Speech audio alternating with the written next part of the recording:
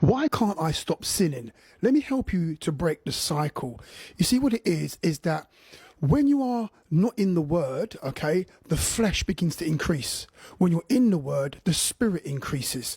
So what you'll find is that when you're not in prayer and you're not doing the spiritual basics, you'll find that your resisting or your power to resist sin starts to go down, okay?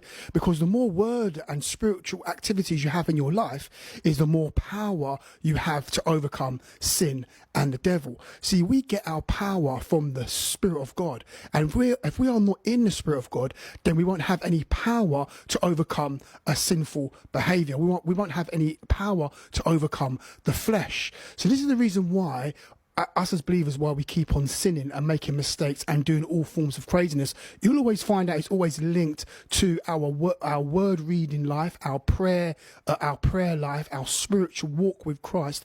You'll find out it's linked to that. So unless you're in God's presence, is the more sin is going to increase, or the more sinful behavior, sinful mindset, demonic onslaught upon your mind will continue to increase the less you're in the word. But the more spiritual you are, is the less these things will begin to have a hold, or the less these things will have a hold over you and over your life. This is the reason why your spiritual life is under consistent attack from the enemy, because the enemy knows that if he can sever you from the Spirit of God, from the power of God, from the presence of God, then from the purposes of God, then what happens is that your life starts going downhill, because sin starts to increase and your power and your strength inside you to resist it's non-existent. You can't do it. So we can't stop sinning unless we're in the presence of God, unless we're following the Spirit. If you're not following the Spirit, you won't have the power or the strength to be able to resist the devil or be able to, stop sinning. So today,